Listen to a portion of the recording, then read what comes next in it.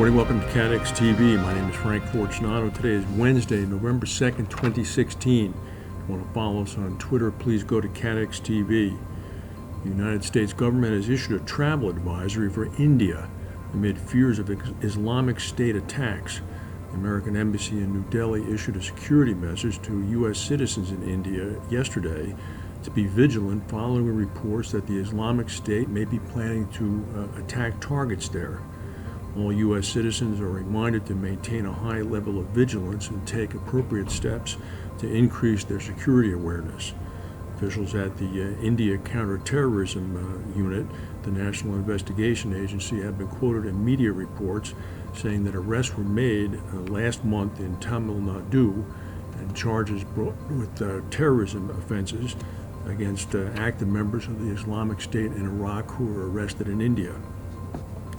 Executives at the Colonial Pipeline company, which owns the pipeline that exploded in Shelby, Alabama over the weekend, are now saying that their goal is to restart the pipeline as early as this weekend.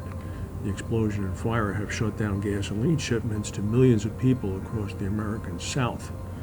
The deadly explosion occurred when they were trying to repair part of a pipeline that had exploded in September. It was hit by a backhoe, which then caused a geyser of fuel with about 168,000 gallons of fuel, diesel fuel, burning. By midday yesterday, Colonial said that it was able to restart one of the two main lines, which carries diesel and jet fuel. The pipelines provide about 40% of the region's gasoline and usually run at near or full capacity. The two pipes carry more than 2 million barrels of fuel a day. The severity of the gasoline shortage will depend on how long the gasoline pipeline remains closed. This is according to the American Automobile Association. They said, "We would encourage drivers not to panic, so don't run to the gas station and start filling up every gas can that you can." Central Italy has been hit by no fewer than 1,100 aftershocks since the big 6.6 earthquake on Sunday. A strong magnitude 4.8 tremor was felt yesterday. It was centered in a mountainous area not far from the villages hit on Sunday. One local mayor complained that everything appears razed to the ground. Buildings have collapsed. Fortunately, there were no injuries. The Prime Minister of Italy visited the area and promised that although it will take time, the Italian government insisted it will rebuild. London-based hedge fund manager Elliott Management Corporation has agreed to purchase a majority stake in the Bermuda headquartered insurance-linked security reinsurer Aeolus Capital Management. The company's founder, Peter Appel, and the capital provider Allied World Assurance will both retain a significant minority stake after the venture is completed. Allied World took a 20% stake in Aeolus 4 years ago. Elliott has been investing in Aeolus funds since 2012 and was also an investor in one of the company's clients, ICAT Syndicate 4242 at Lloyd's. Jonathan Kent of the Royal Gazette in Bermuda is reporting that some 50 jobs, including leadership roles, will be phased out at Catlin in Bermuda over the next 6 months as part of the global insurer's organizational restructure. The company's chief communication officer, Elliott Bundy, last night told the Gazette that the roles would go across the company's operations worldwide, but it was yet too early to say how many positions would be lost in Bermuda. And Bundy said that as a result of the realignment, approximately 50 roles will go over the next 6 months. It's been almost 2 months now since the SpaceX rocket exploded that was going to carry a Facebook satellite in position over Africa.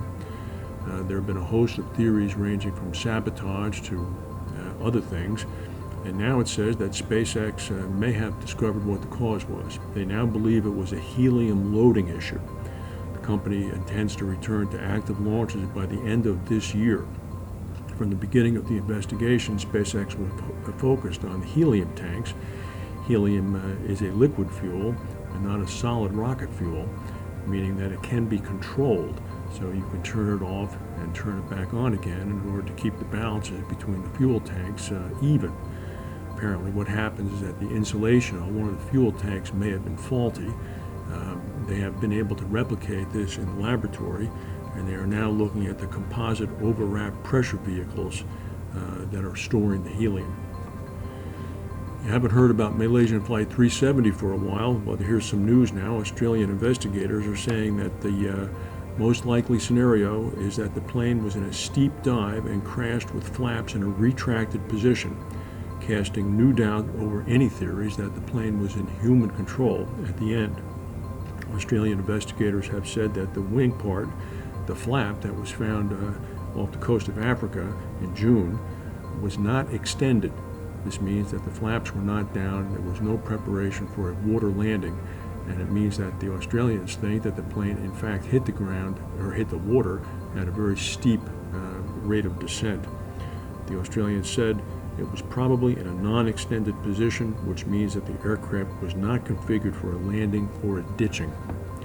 There's going to be a meeting for several days starting next week in Canberra of all the accident investigators connected with the flight to go over the final evidence. That's the news for today. If we have any breaking news, we'll come back and tell you. Thank you for watching, and we'll see you tomorrow.